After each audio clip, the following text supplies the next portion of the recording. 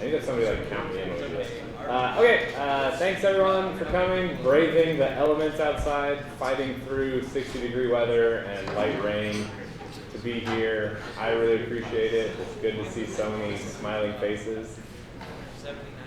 Hey, do you have any class questions before we start?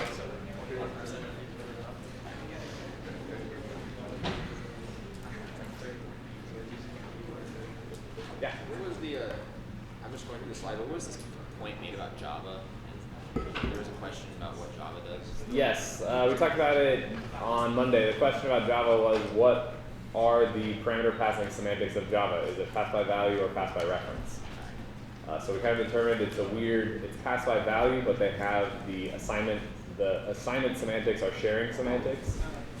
So in that case, the objects do get copied there, plus you can access fields of an object that you pass in. So it's not like pass by value where the entire object is being copied. You basically have access to that object. But you can't change what something calls you is pointing to or is bound to. Anything else? All right. Should be as of now, maybe, if I still don't really know how to use Blackboard, but if it is working, so it should be, okay. So it's definitely homework 4 is posted. It may have a wrong title there, but the content's the same. So due the 16th, I kind of leave it up to you all. We could make it due the 18th, but the 18th is the midterm, so I feel like forcing you to get it done before the midterm is actually better for you. So we'll leave it at the 16th unless somebody, I don't know, can convince the rest of the class plurality that they really wanted to do it on the 18th. But so this is, it may seem like it, but it's for you. Okay, so first question's about structural equivalence of types, a bunch of types, which types are structurally equivalent. You may have to refer to the type system lectures for that. Then a bit of C code, or code that looks like C, and questions on what's the output if parameters are passed by value, passed by reference, and passed by name. Like always, right? Show your work if you want partial credit, in case your answer is wrong. And note that it's really easy to grade this kind of stuff, right? So if you're supposed to output 4 things and you put 2 things, that's like your 50% right off the bat, right? So don't do that. Okay, and then the last question is another bit of C code that has 2 functions, main and foo, and they call each other. And what you're supposed to do is draw the program stack at this execution point when location 1 is first hit.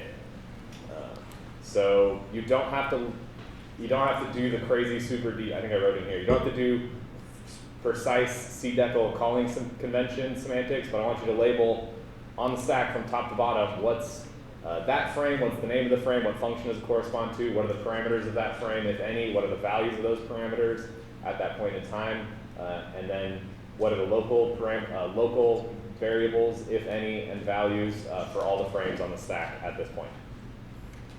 So questions on this? This should be up. Yeah? Will the solutions be posted the day after it's due? Same. Yeah, so it'll be before the midterm, basically. Okay. Cool. So there's no point in having it do the day of the midterm if we don't have the solutions to it.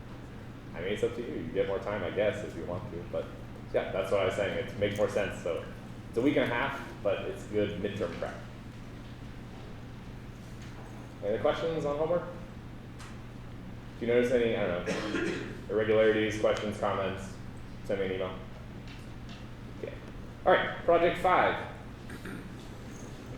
Okay. First thing, project 5 is due on the 2nd, so the last day of class at midnight. So this is how many weeks? Okay. 4 or 5? It's a lot of weeks. Right, so I will not be extending this deadline. 5 weeks or 4 weeks, whatever it is. I don't even know, but how do I check that on here? I don't even know. Anyways, the point is it's a long time, so you should definitely, when should you start on this? The 1st of December? No, absolutely not. It's going to be lots of tears. Okay, so yeah, so you have all this time to do this, so here's the basic idea. You're going to be writing the front end of a compiler. So what is the front end of a compiler? So we haven't talked about it, so it's kind of written up there, but the idea is you can separate a compiler into the front end and the back end, where the front end reads in the tokens, parses the input, and creates some data structure that the back end code will then traverse that data structure to either execute the code or to output binary code or whatever.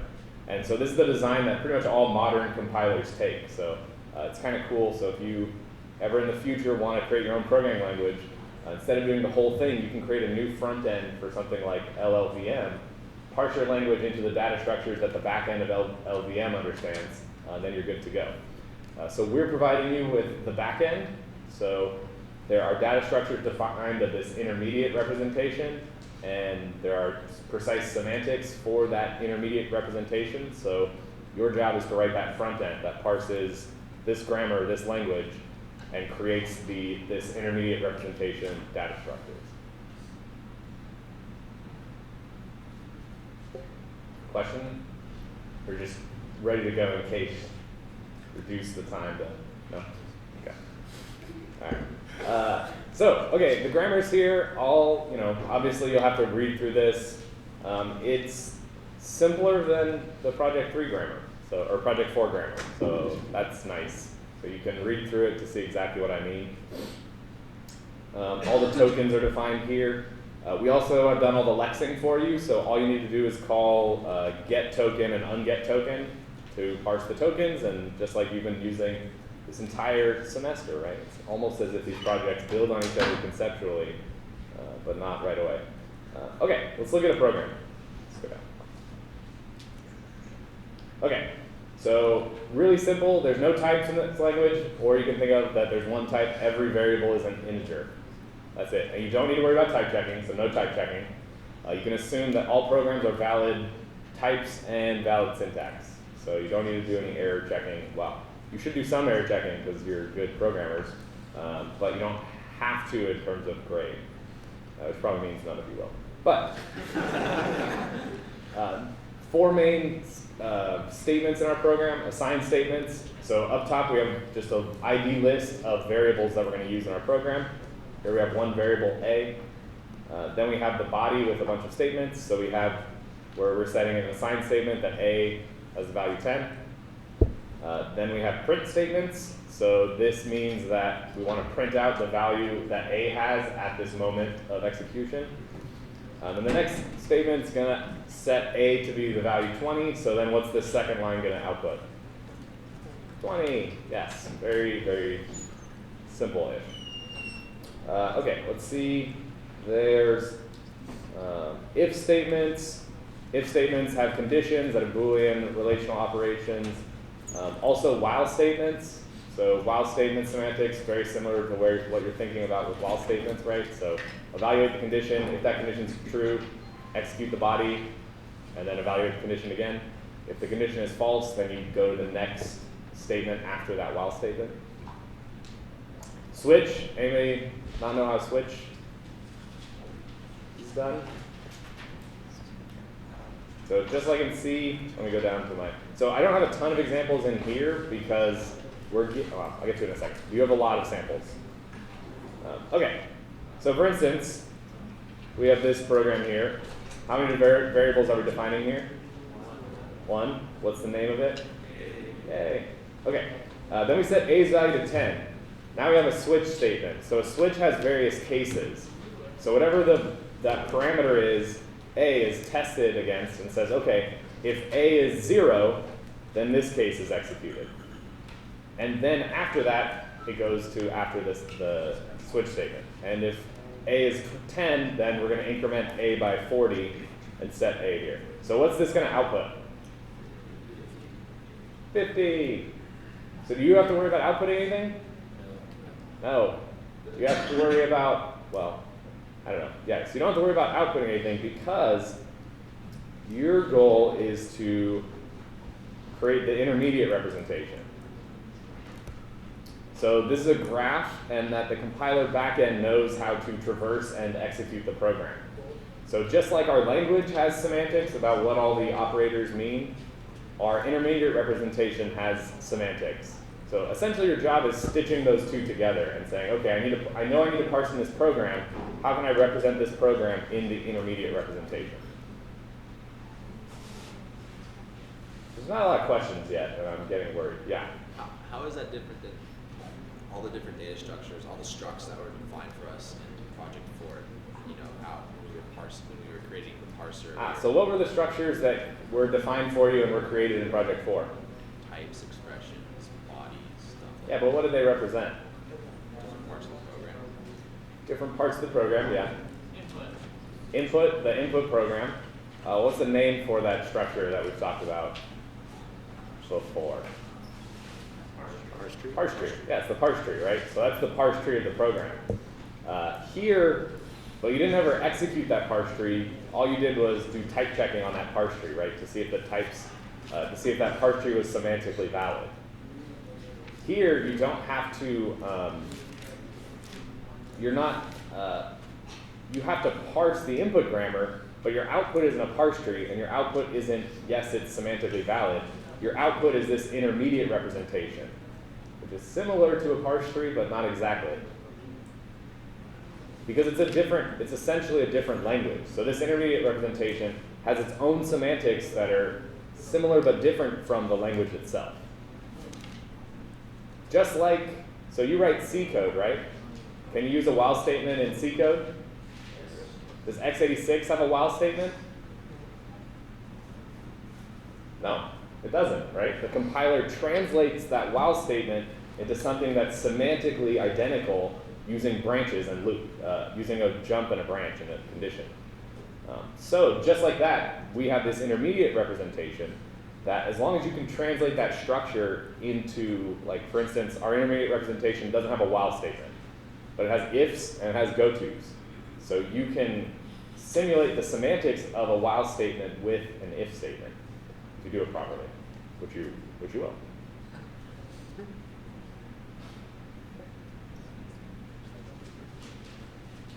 So these will be provided to you. I'll release it later today. I'll send out an email, but it should be very quickly after this class.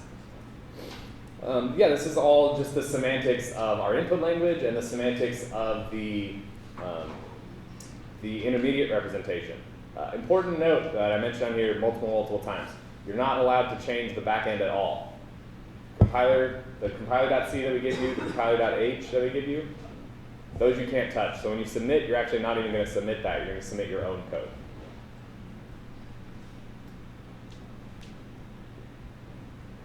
So all compiler.c does is call this function parse generate intermediate representation. And that's what you have to implement with this exact signature. Should you code all of your Project 5 in this one function? Probably. I would hope probably not. It may be very difficult. I mean, could you theoretically? Yes, but you're gonna have you should start now if that's your goal. Start now. And you can use C or C++, it doesn't matter. There's instructions in compiler.h about how to include compiler.h depending on what language, so follow those instructions. The great thing is the backend isn't a black box. So the backend is in compiler.c, so you can look at it and see how does it work, what does it do when it gets an if statement or a goto statement, how does that work? So you should be reading the .h file, which has the data structures. You should read how the backend uses those data structures, and you should definitely read this document. It contains hints and helpful things, I think.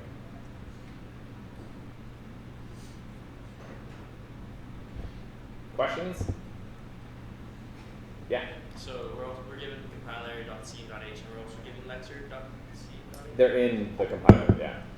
Oh, they're... Lazy program. They're all in the compiler. Okay, so don't modify those. Yes, yeah. So you can't modify those to change the language or the tokens or anything like that. Yeah? What intermediate, kind of pre-intermediate, I guess, data structure would we most likely use? That's a good question. It depends.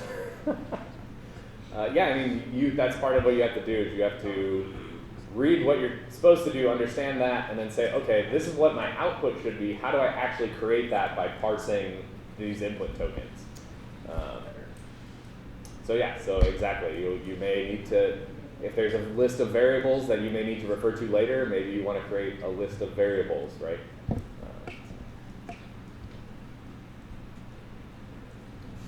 Other questions?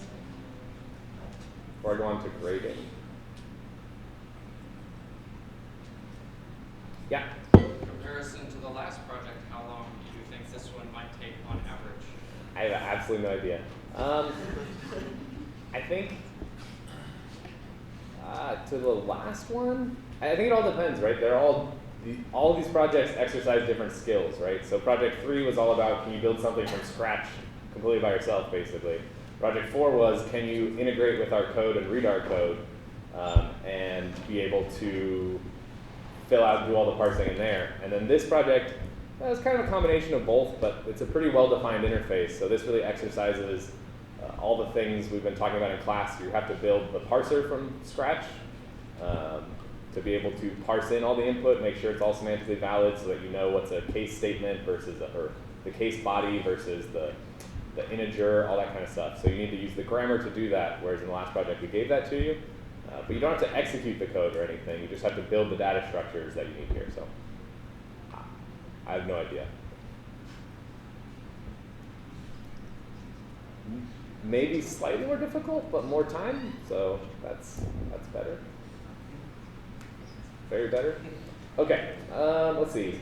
Some important things here. Okay, there's all stuff in here. You got to read this. I'm not going to go into it, but all right. Okay, so everyone wants to know about grading evaluations.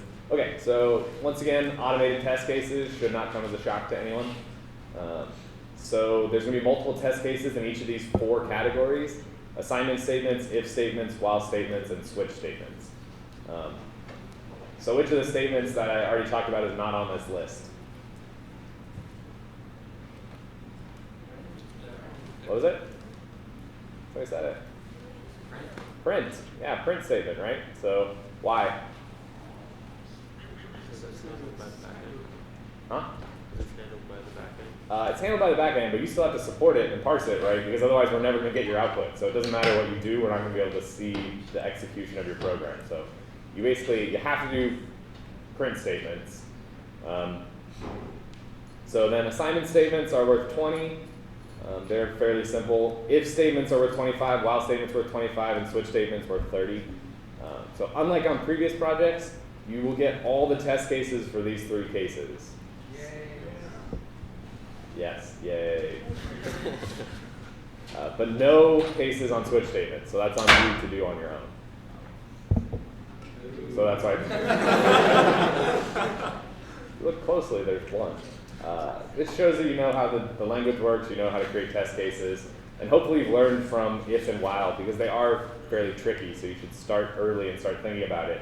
Because you have all the test cases, there's going to be things that don't work, and you're going to be wondering why, and then you'll reread the project description, and hopefully it'll make sense, and then it should be good. So yeah, that's what the breakdown is.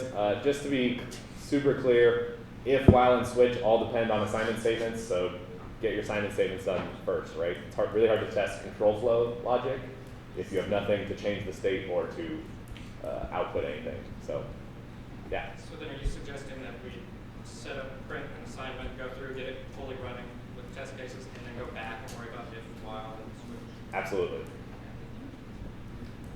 Yeah. We have to consider break when it's switched in. You got to look at the language, but no, there's no break. It's all very do this whole body, and then you think there's an implicit break at the end. But yeah, if there's any doubt, like there's a whole section on the switch statement semantics. So read that. If there's any doubt in your mind, email so we can clarify. Because I don't want the semantics of the language to be confusing. I want not to be confusing, but I want you to work at developing this and creating it. More questions? Yeah. So going back to the intermediate portion, so what makes that data structure different from just the parse tree component? What makes that data structure different from a parse tree? It's not a tree, it's a graph. So that's the first thing. So you think it's a list of statements, and some of those statements, like a go-to statement, have a pointer to the next statement to go execute. So you think you could have a loop like that. That's how you do like an infinite loop. And that's, well, it's a valid program, but it'll just keep going forever. So that's the essential reason, is the way the data structure works. So if statements are going to have a true branch and a false branch, and then those are going to execute. But when they're done executing, they should go to whatever the next statement after that if statement is. So you can have this complicated, because you can have something like loops, right? With while loops, you're going to want to have loops in there, but that have if branches that go the other way, that kind of stuff.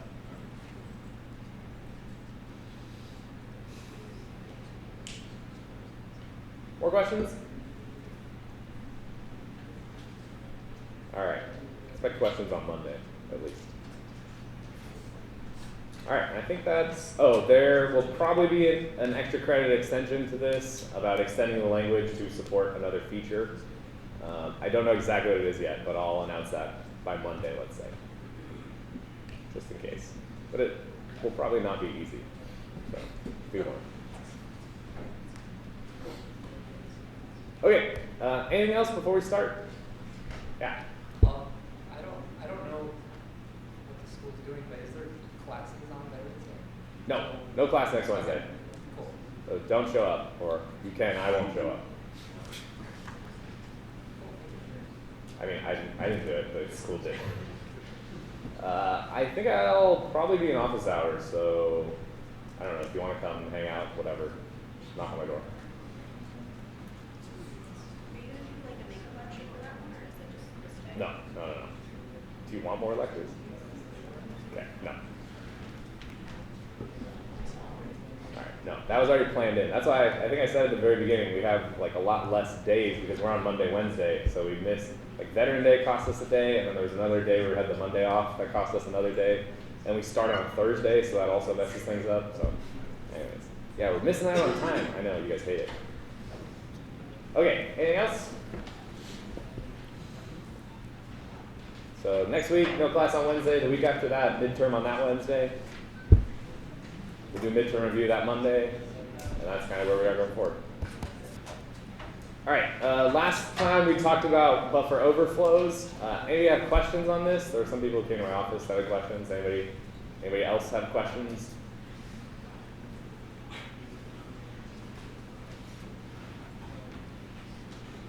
So does everybody understand why this saving of the EIP onto the stack is a bad idea? Or causes this problem? Maybe it's the best idea, but it has this drawback.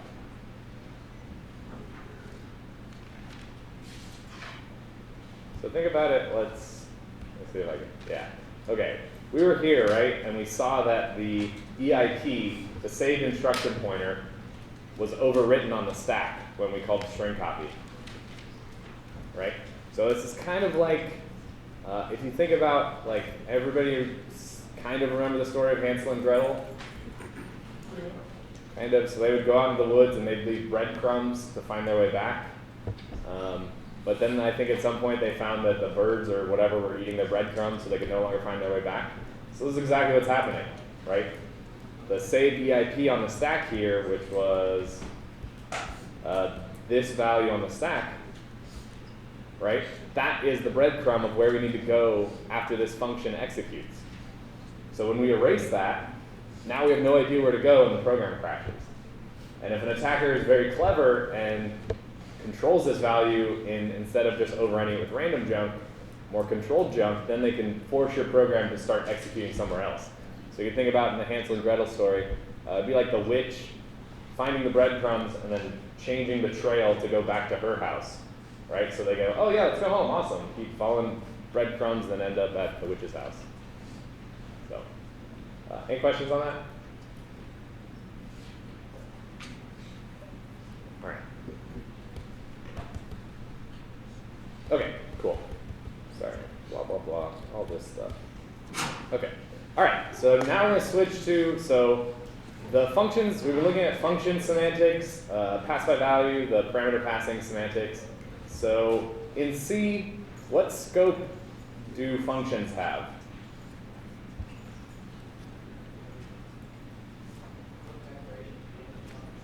What was it? From declaration to the end of the file? Yeah. What was another name for that? Yeah. Block level. Can you declare a function in a block? In C? No. Yeah. Global scope. Yeah, exactly. From where it's, so that's just another name for from where it's declared to the end of the file. So, can we have a function in a local scope? Yes. In C?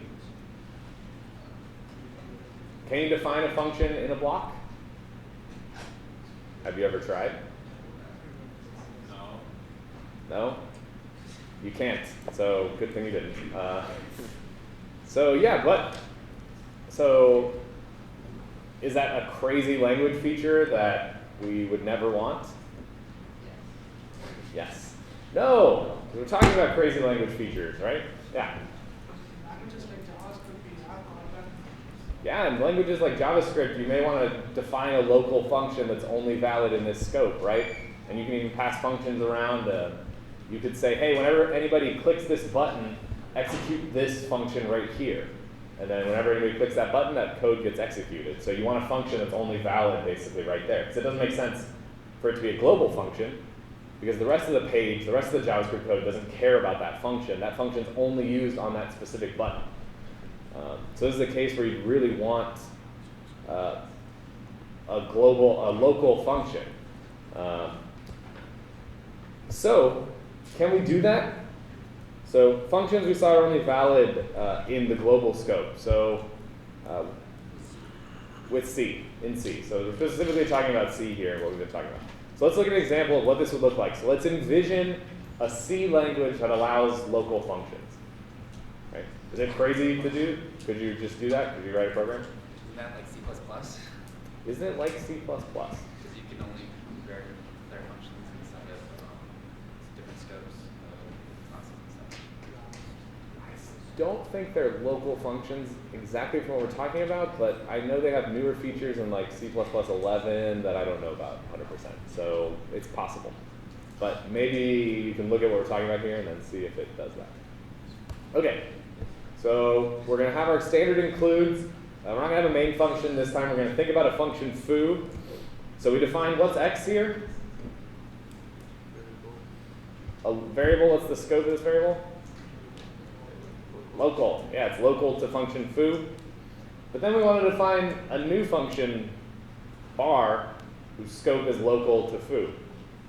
Right? So we could, we're just defining a function. We know how to define a function, right? Just like this. And then maybe we want to define a function in bar called baz. Can we do that? In this language, yes. Sure. In this language, yes. Yeah, if we can have one local function, why can't that function have a local function, right? All right, then in baz, we want to increment x. So we want to say x is equal to x plus 1. So can we do this? Why? Right, x is locally scoped in foo, and it's inside the scope of baz, so we should be able to reference that variable, right? And then we can check, hey, if x is less than 10, then call bar. So can we do this? Sure. Why? Because baz access the scope of bar. Because baz can access the scope of bar. So can you do this in a normal function? No. You can't have a function call itself? Right? You can have a recursive function. Right? So when a function is declared, that function is valid in that scope, right? So you can call it. So here, function bar is valid in this scope here. So it can call itself, and its local functions can call itself, right? There's no reason why it shouldn't be able to. Then at the end of bar, well, the first thing we do in bar is call function baz. And then function foo, so if we called foo, do bar and baz automatically get called?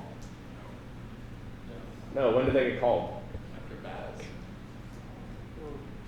When they're called, yeah. We have to actually invoke them, right? It's just like defining a function in the global scope, right? So you define a function, that doesn't mean that that function gets executed right there. It means that whenever you invoke that function, it gets called. All right, so the first thing we do is set x is equal to 10. What x is this?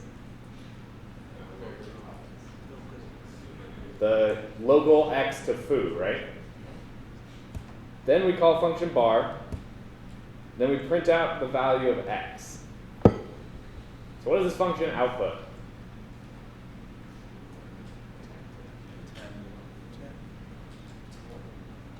10, 20, 100, 32, 610.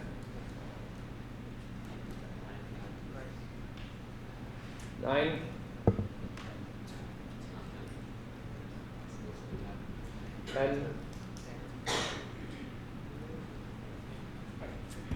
All right, so if we were able to compile this with a special version,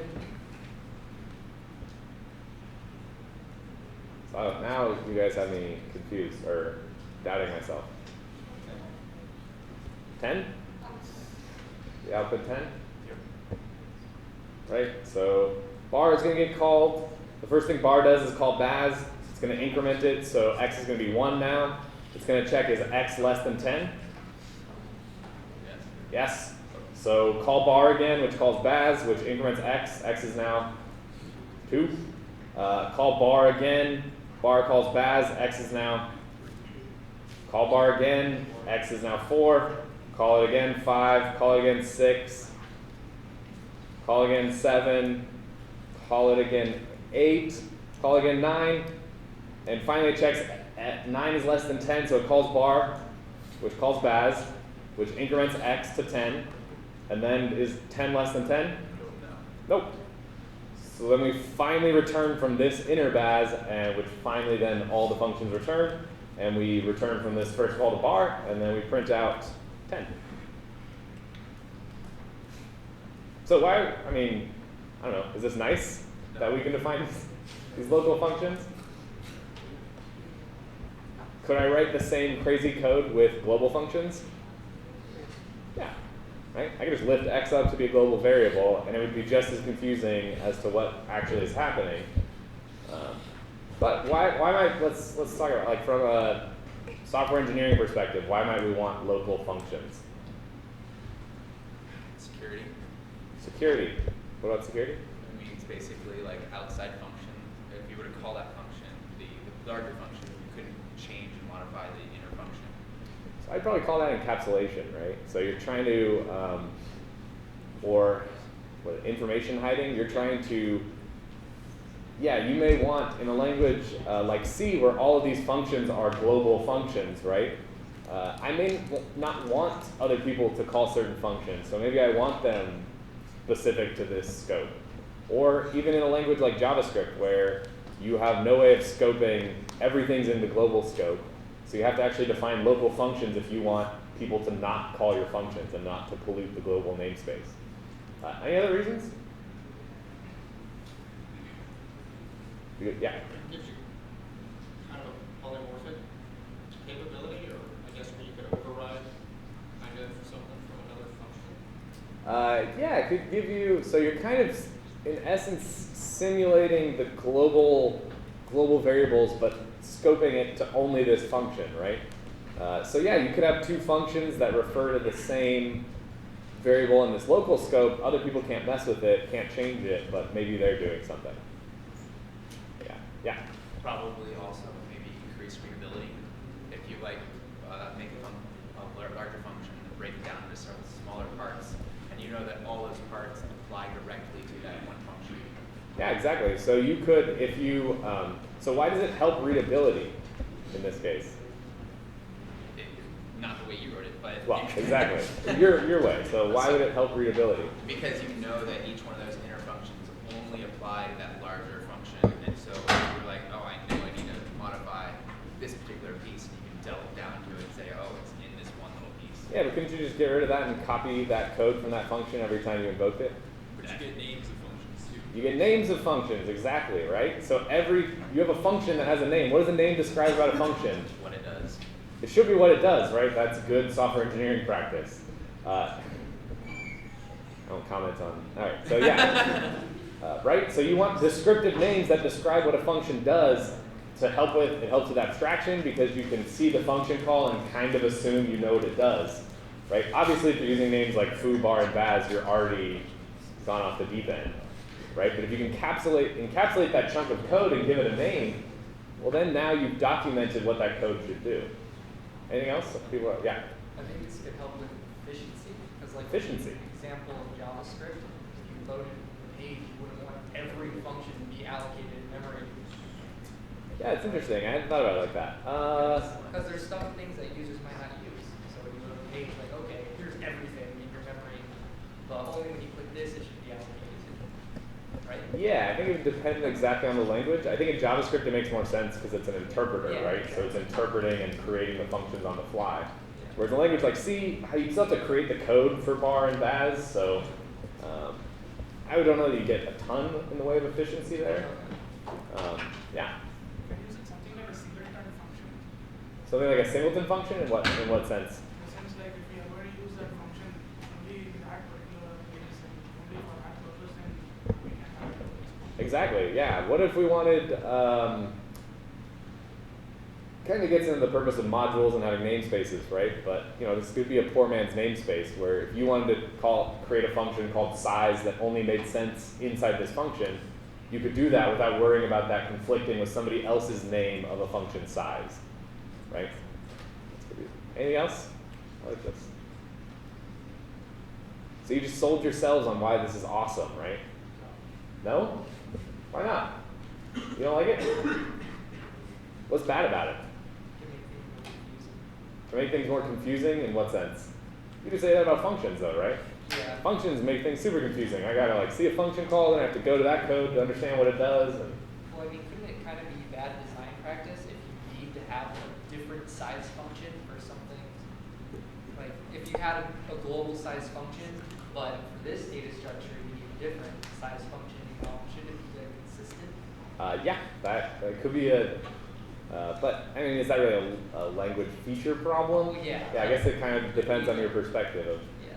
Should you include something in the language because people can abuse it and do it poorly, like pointers with C, or should you get rid of that like in Java? I don't know. It depends on the feature, right? Yeah, that's true. Yeah. You didn't like it. Why didn't you like it? Just makes them complicated and it's unnecessary. Is any of this necessary? Why aren't we programming in assembly? Because it's easier, right? Because it gives us more abstractions, right? These languages do. We have while statements because they are nice abstraction. I don't see the extra abstraction from this. Ah, well, I could give you C code that doesn't have local functions that's just as unreadable, right? It's true. Yeah. Well, in the case of lambda functions, which are totally unnamed, I think they're awesome for doing really simple things. Yeah, this is kind of like, I don't think we'll get there, maybe, but here I'm defining the function, then giving it a name. But it could be cases where I want to define a function, maybe it's very short, but not give it a name, right? Like I want to say, hey, when this thing happens, call this little tiny function, right? It doesn't make sense to give it a name if it's only ever used in that context. So in that case, it's local and it's anonymous, which is nice. Yeah. The way this would increase the cyclomatic complexity. Increase the what? Cyclomatic complexity. Increases the cyclomatic complexity. Maybe, but I don't know that I would argue that that's a bad thing or a good thing, right? That's just a measurement, whether that actually makes something more complicated to understand. I think it actually depends on your perspective. So isn't there a lot of language features that you like hate the first time you see them? Could you see like, man, this is stupid. Why would I ever want to do this? And then you start using them and you're like, oh, wow, inheritance is actually kind of nice in certain situations. Or, I don't know. I really love pointers is what you'll say at the end of this class, right? Where I appreciate them, maybe. Yeah. So it lets you have kind of the concept of global variables with scope. Mm-hmm. So it makes, especially when dealing with C, makes some of those functions a lot easier to Reason about, right? Yeah. Exactly, because you can kind of see that they're all in this function. Of course, did we say that there's anything that precludes these inner functions from referencing a global variable? No, I'm just saying it allows you to have a better design practice. Correct. Where those global variables, you don't have to scope for the whole Correct. program. You can Yeah. isolate them down. Yeah, yeah. Absolutely. So yeah, so you're referencing these variables that are only valid in that function, right? So when I look at them, I know, okay, the only functions that can ever change x are going to be defined here in foo. So that's why if I want to know what happens to x, I can look at all the functions here. Whereas if I have a global variable, I literally have to look at every single function every time that variable is used. And I have to worry about scoping rules to see if somebody else shadowed that variable x, because maybe it's actually referring to a different variable x, right? So then you get other kinds of craziness that you have to worry about. You'd still have to worry about that. You'd still have to worry about that within foo. Yes, you do. But maybe I'd argue you have less, I mean, it's clearly less code, right? The function foo versus the entire program, however big. Okay, so now that we know, we've talked about this, and we've said, yes, it's a great idea. We should at least experiment and try to do this and include this in our languages. So we talked about the C declaration, C decl calling convention. Can it support local functions? No. Why? Because it requires, it requires just the name for C, the name of the function. I mean, I'm a compiler, right? I can compile that function somewhere. I can give it like I can call it foo underscore bar or something. Give it a new name in the global scope. So what do I mean by the C decl calling convention? The stack. The stack. So what gets passed, what gets pushed on the stack when you're trying to call in functions. So what are, it doesn't have to be in order, and it doesn't have to be who does what, but what are things that are stored and saved on the stack when invoking a function? The instruction pointer, so the next instruction to be executed after that function is called? Parameters. What was it? Parameters. Parameters, all the parameters of the function. What was that? The base pointer? Yeah, so the person who called use base pointer, right? Because we want to get back to that. Anything else important or interesting? Return address. The return address, yeah, I think that was number 1. So can that support local functions? Sure. It doesn't restrict them, but it can implement them. Okay, so let's think about this. So let's think about no local functions.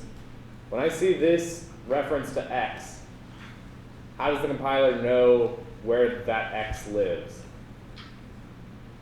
So what is x? It's a variable. Who is it local to? Foo. So how do we access this variable x? It's on the stack. What do we use? An offset of, somebody just said it. The base pointer. Yeah, so we're going to use the base pointer, and we're going to say, okay, x is an offset of foo's base pointer. Right? That's how we do local variables. We just say, okay, the base pointer is here. We know an offset is x. Great. In foo, we know that's how we reference it. But once foo calls bar, and then, so we have foo's function frame on the stack. Foo calls bar, which puts bar's function frame on the stack. And now bar calls Baz, which puts Baz's function frame on the stack. Now when Baz tries to access x, how does it know where to look? Where does that x live that it wants to access? Foo's, yeah, the one up in foo's frame, right? But, let's see, Baz has stored whose frame pointer? Bar. And bar stored whose frame pointer? Foo's. So could bar look up that frame pointer, then that frame pointer, and then know the offset x on foo's frame? It could. It could, though, right? I mean, Because wouldn't the offset, or you would offset from the base pointer? right. So the problem is you need to get to foo's base pointer. So once you can get to foo's base pointer, then you know the offset, right? So the compilers, we already said it's base pointer minus 4. Bam, that's x of foo. The question is, when you're in Baz, how do you get to foo?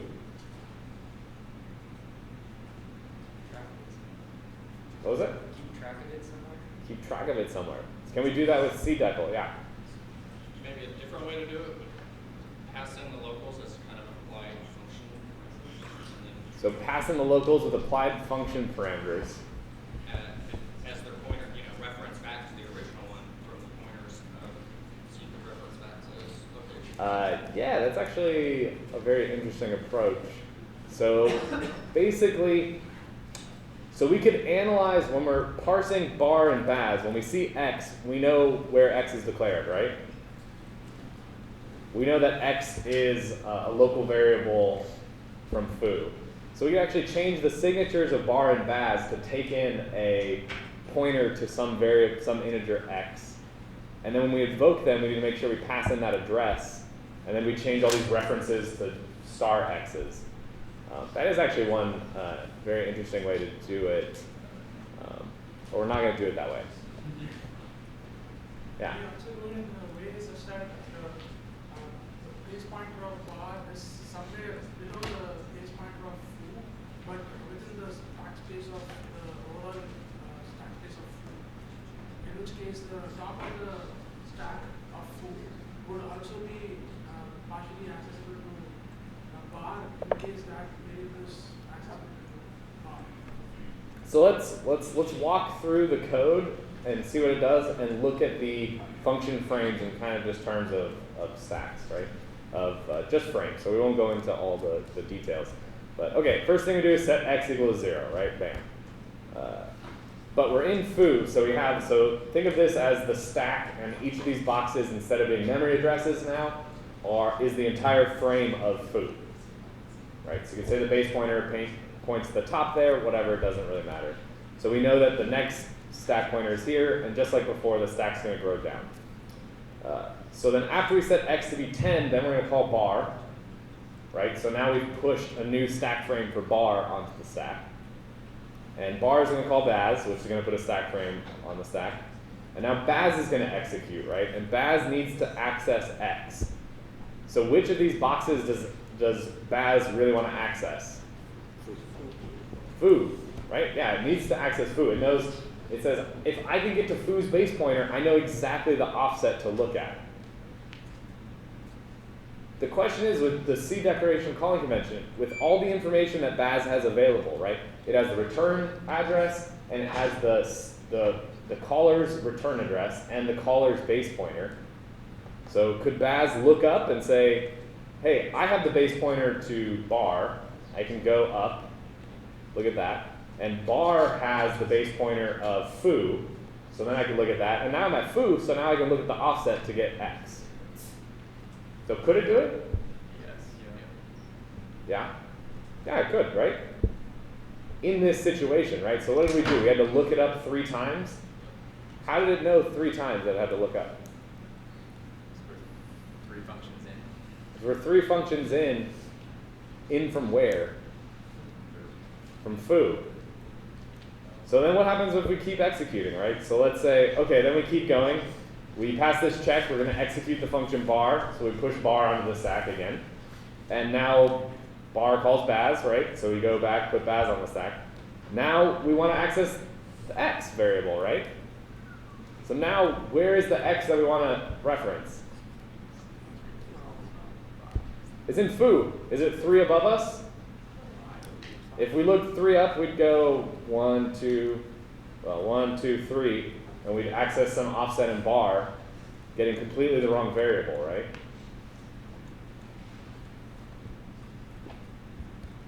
So the question is, here we want to access 5 up, but how do we know? We only know because we can trace it as programmers. So how does the function know? How does baz know, right? Because the code of baz has to be able to be executed no matter what. So can we implement local functions with what we have in the cdecal calling convention? Yeah. Well, maybe if we use that other scheme, but we're not going to use that, so no. Right? No, we can't. There's no way to write code in baz that says, hey, keep looking up the stack until you see foo. Well, how do you know when you see foo? These functions don't have names, right? Remember, these are all just chunks of memory that we're giving names because we're tracing through the execution. But we want Baz to be independent. So what can we do? Is it game over? Huh? Keep track of how nested we are, Keep track of how nested we are? or we could save like the memory address where foo is and compare it, Yeah, so save the memory address where foo is. and just keep jumping up base pointers and see like does it match, and then Yeah, but you already know it, so you can just do it correctly there. that's Yeah, so that's what. So what is so? Okay, let's think about it this way. So we're saving our caller's base pointer, right? Yeah. Could you go to foo, or every time Baz calls the one above, you check if Baz is defined? You know how we know that X is an offset of foo? Yes. Well, bar is also an offset of foo. So if Baz calls the base pointer and Baz is defined within bar, you're good. Look for X. If you don't find it, call up again. But how do I know I'm in bar? How do I know that as Baz bar called me? Because I could be called from anywhere, right? Not if you're local. Another place in foo could have called me, right? So I could have had X is equal to 0, and the first thing I could have had was Baz, right? And then I need to be able to say, to look up just one, to look up the foo. That makes sense. Wait, no, that's wrong. Why don't you guys correct me on that? No, you can't do that, because Baz is only scoped in bar, so you can't do that. Okay. Okay, so let's go back to that thought. So if you call the base pointer, or if you call the function that called you, you can check to see if you're one of the offsets of that function. If so, look for the local variable in that function. If it's not there, call again, see if foo is defined as a local variable in that function. If so, look for it again, and then go I mean, back. foo is defined as a local variable in that function. So if foo was a local function to some other function called, I think what it's getting at is look back up the stack for X. So as soon as you find an X, then you know But how do you know X? that's Right? So one thing you could do is you could keep track of a symbol table, right?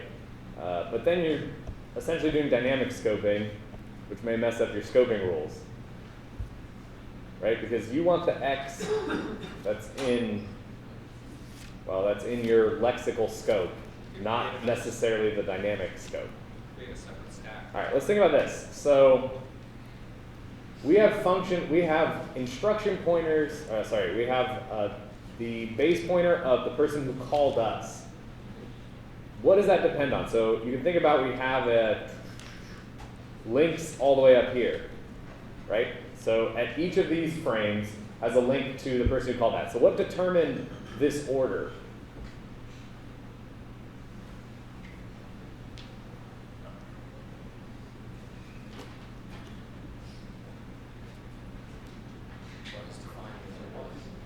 What is defined within what? Is that what controlled these functions being laid out? Because Baz is defined in bar, but here another function frame of Baz is higher up on the stack from it, right?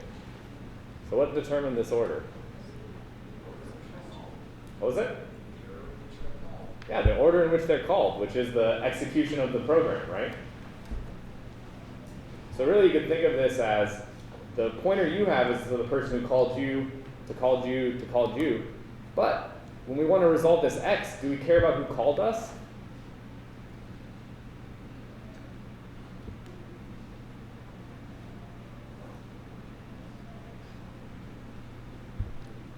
So you doing this by hand, when you say, okay, I need X. So whose scope do you look in first for X? First in Baz, is X there? So then what do you look at? You look at bar, and then it's it in bar, and then whose scope do you look at? Foo. And how do you know that? Because you're geniuses? Yeah. Why do we use like static scoping to resolve it? Since the way that the functions are declared, that X is always going to refer to the X. Right. But the question is, from us here in this version of Baz, how do we get to foo reliably every single time? Because if we use static scoping, we know that X is always going to have to be passed in. So we just And we already talked about that. We're not going to do that though. So you'd have to look at the original structure of the original program to know where you fall in that. Right, so you're looking, so essentially if you think about what you're doing, right? So you're in bar and Baz, just like the compiler does, and it says, okay, I see X. Now let's look up in bar's scope, no X. Let's look up in foo's scope, hey, there's an X here. So that's defined here in the function, right? Right, so it's defined essentially lexically or statically, right? The static scoping rules define this. But what we have here is we have saved instruction pointers based on what? Is it static? Oh, it's based on the dynamic code execution, right? So what would we really like a pointer to from Baz? Well, foo, yes, eventually. Yeah.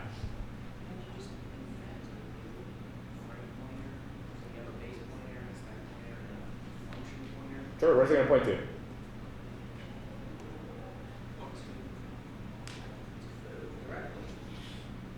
To foo directly?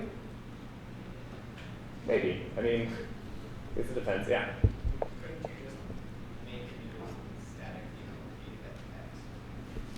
Make a new statically allocated X? That's cheating.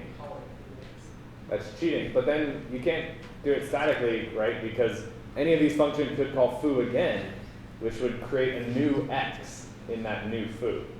So yeah, let's go back. What were you saying about? Yeah, a third frame pointer. So what if we had a third frame pointer that was instead of control flow based, dynamically set like here? What if we had it set statically in essence? So that would be a link to not who called us, but to who our parent's base pointer is statically. So then if I had that with Baz, I can look that up once to say, okay, where's bar's base pointer? And if bar has that, who's bar's parent? Foo. So if bar would then have foo's base pointer stored, and so it can say, oh, perfect, now I know how to get to foo, because I know X is 2 away from me. I know I can look up 2 of those, we'll call them access links or access pointers. I can look up 2 of those and then take that offset from there. I know that's going to be foo because I know it statically.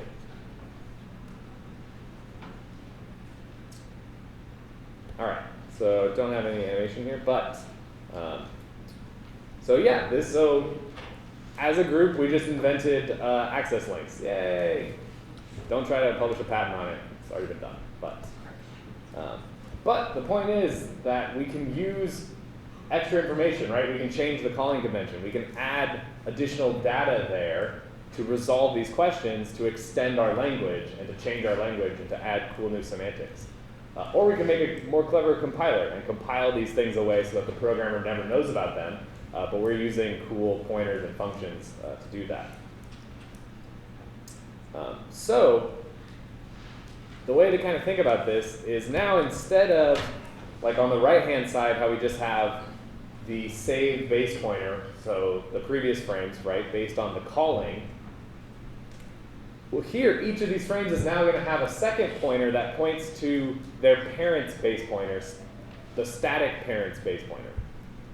So for here, for Baz, I'd say, okay, this points to bar, right? Because statically, Baz's parent is... Would it point to that bar, or would it point to the very first bar? Which one should it point to?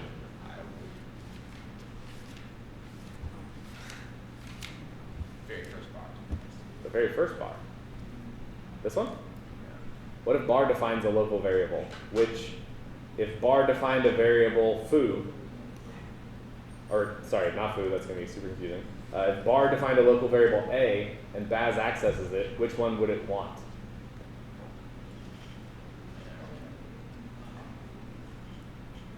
The one that just This one or this one?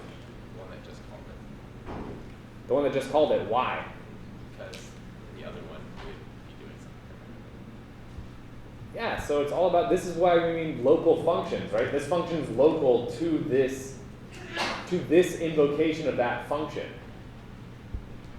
Right? So if we had Baz calling foo again, and then we had another foo on the stack, which would set x equal to 0, and then that called bar, which called Baz, when that accesses x, it should access the closest in the call stack to it, right?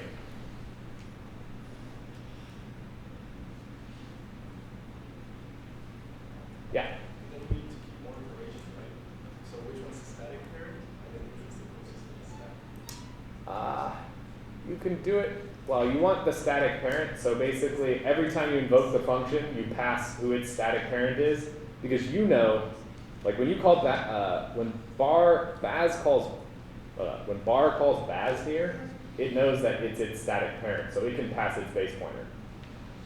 Just like when foo invokes bar here, it can pass its base pointer.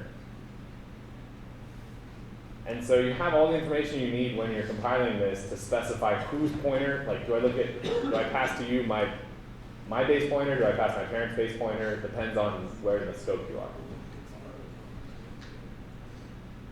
And this would ensure that, so when this bar calls Baz, it says, hey, your access link is my base pointer. Because that's all it cares about, right? Bar doesn't know that if there's another bar on the stack. It doesn't care at all, right? It can be called once, it can be called 100 times on the stack. It doesn't matter. Yeah? Just curious, where would the access link be stored? Would it be stored on the stack? Yeah. Yeah, you just specify in the calling convention that the caller is supposed to push the access link onto the stack. Exactly. So Baz's access link points to bar. So yeah, where's bar's access link point to? Foo. Yeah, exactly. And then what about this Baz? Where does this Baz's access link point to? Which bar? The one below it? This one? Why the one above it? Yeah, that's the one who called it, right? So bam, that's going to point up there. And then what about this bar? Where's this bar's access link going to point to? To foo. Yeah. So that way, and what if later on, right? Because we trace through this. This is going to happen 10 times. So you're going to have a bunch of these foo, bar Baz, bar Baz, bar Baz, bar Baz, bar Baz, right? So all of the saved base pointers that we looked at on the right-hand side, where do they all point?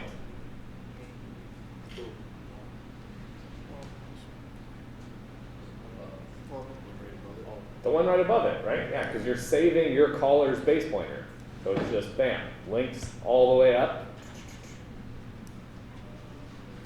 And then the access links in this time, each Baz is going to point to a bar, and then each bar is going to point to the foo. So at this time, when this Baz needs to access variable x, what does it do? What's the algorithm here for accessing variable x in Baz?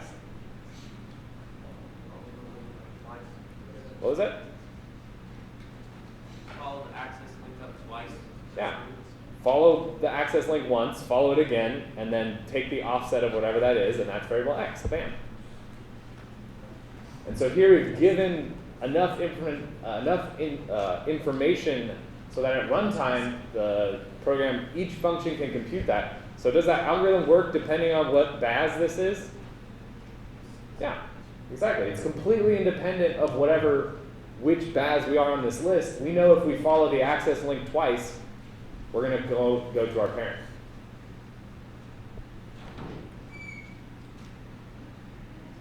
Questions on this?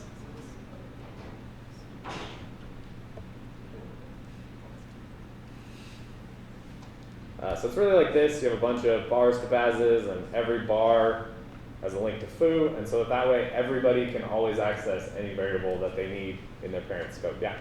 So if bar had a variable x, yeah, Mhm. so bar would need to point to foo now. It would not need to, but Yeah.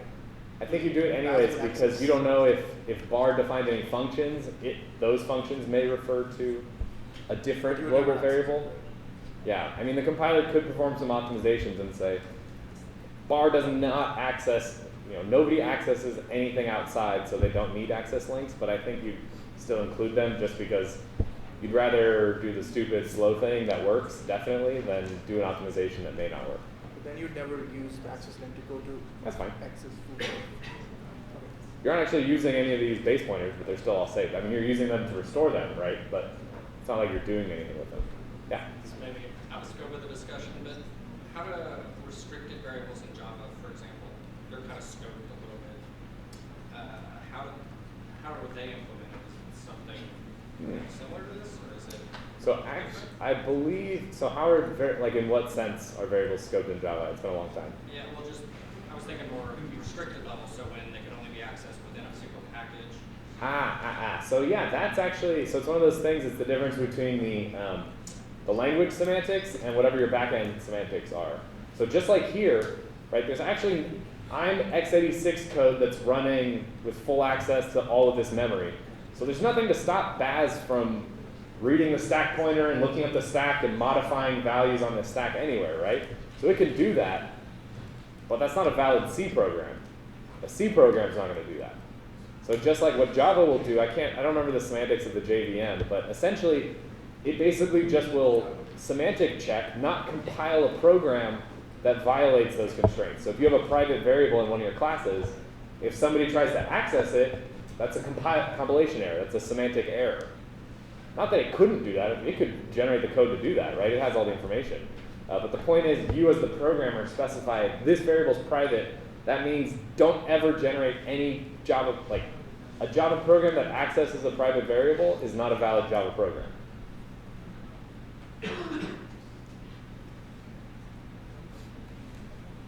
Any other questions? Yeah. So how did Baz know to jump up 2 links as opposed to just 1? So how does Baz know how to jump up 2 links to access X rather than just 1? Bar doesn't have X. What was it? Bar doesn't contain, Bar doesn't contain X? it doesn't define X. Yeah, so statically it knows, just like we knew. So you can basically calculate, right? How many scopes do I have to travel up to access that variable? So what is it in this case? Just 1 or 2. 2, right? Yeah, you got to go into bar scope and then into foo scope, and then you have X. So that's something that's just defined statically. Yeah, it's statically here, right? We can define that. So this is why we're using the static scoping rules here. You can all look and tell, just like the compiler can. So it does static scoping just like what we learned about, right? By looking through its local scope and then the containing scope and then the containing scope until it finds it. And so depending on how many scopes that is, if it's global, then it knows how it can just access it with a global location. Otherwise, it knows exactly how many access links to travel.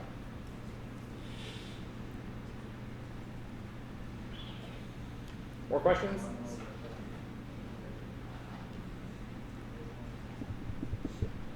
Yeah.